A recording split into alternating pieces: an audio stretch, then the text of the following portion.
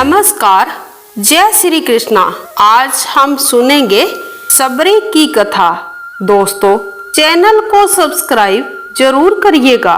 प्राचीन समय की बात है, पांचाल देश का राजकुमार सिंहकेतु एक दिन अपने सेवकों को साथ लेकर वन में शिकार खेलने गया। उसके सेवकों में से सबर नामक एक सेवक को शिकार की खोज में इधर उधर घूमते हुए एक टूटा फूटा शिवालय दिखाई दिया। उसके चबूतरे पर एक शिवलिंग पड़ा था जो टूटकर जलहरी में सर्वथा अलग हो गया था। सबर ने उसे मूर्तिमान सौभाग्य की तरह उठा लिया। वह राजकुमार के पास पहुंचा और उसे शिवलिंग दिखलाकर विनय पूर्वक बोला, प्रभु देखिए, यह कैसा सुंदर शिवलिंग है। आप यदि कृपा पूर्वक मुझे पूजा की विधि बता दें तो मैं नित्य इसकी पूजा करूंगा। निषाद के इस प्रकार प्रश्न पूछने पर राजकुमार ने प्रेम पूर्वक पूजा की विधि बतला दी। षोडशोपचार पूजन के अतिरिक्त उसने चिता भस्म चढ़ाने की बात भी बताई। अब सबर प्रतिदिन स्नान करके चंदन, अक्षत, वन के नए नए पत्र, पुष्प, फल, धूप, दीप, नृत्य, गीत, वाद्य के द्वारा भगवान महेश्वर का पूजन करने लगा। वह प्रतिदिन चिता भस्म की अवश्य भेंट करता, तत्पश्चात वह स्वयं प्रसाद ग्रहण करता।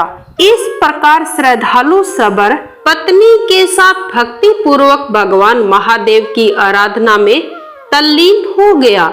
एक दिन जब सबर पूजा के लिए बैठा तो देखा कि पात्र में चिता भस्म तनिक भी शेष नहीं है। उसने बड़े प्रयत्न से इधर उधर ढूंढा पर उसे कहीं भी चिता भस्म नहीं मिली। उसने अपनी पत्नी से चिता भस्म के बारे में पूछा। साथ ही उसने यह भी कहा, यदि चिता भस्म नहीं मिली तो पूजा के बिना मैं अब क्षण भर भी जीवित नहीं रह सकता। उसकी पत्नी उसे चिंतित देखकर कहा, नाथ आप घबराइए मत, एक उपाय है हमारे पास। यह घर तो पुराना हो ही गया है, मैं इसमें आग लगाकर उसी से प्रवेश कर जाती हूँ। इससे आपकी पूजा के निमित्त पर्याप्त चिता भस्म तैयार हो जाएगी। बहुत वाद विवाद के बाद सबर भी उसके प्रस्ताव से सहमत हो गए। सबर ने स्वामी की आज्ञा पाकर स्नान किया और उस घर में आग लगाकर अग्नि की 3 बार परिक्रमा की, पति को नमस्कार किया और सदाशिव भगवान के हृदय में ध्यान करती हुई अग्नि में घुस गई। वह क्षण भर में जलकर भस्म हो गई। फिर सबर ने उस भस्म से भगवान भूतनाथ की पूजा की। सबर को कोई विषाद तो था नहीं। स्वभाववशात पूजा के बाद वह प्रसाद लेने के लिए अपनी स्त्री को पुकारने लगा। स्मरण करते ही वह स्त्री तुरंत आकर खड़ी हो गई। अब सबर को उसके जलने की बात याद आई। आश्चर्यचकित होकर उसने पूछा, तुम और यह मकान तो सब जल ही गए थे, फिर यह सब कैसे हुआ?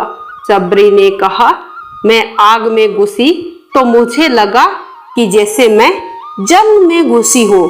आधे क्षण तक तो मुझे प्रगाढ़ निद्रा सी विदित हुई और अब मैं जागी हूँ तो जगने के बाद देखती हूँ यह घर भी पूर्ववत खड़ा है। अब मैं प्रसाद लेने के लिए यहाँ आई हूँ।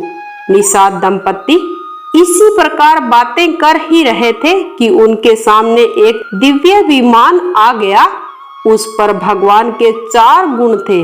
उन्होंने जो ही उन्हें स्पर्श किया और विमान पर बैठाया, उनके शरीर दिव्य हो गए।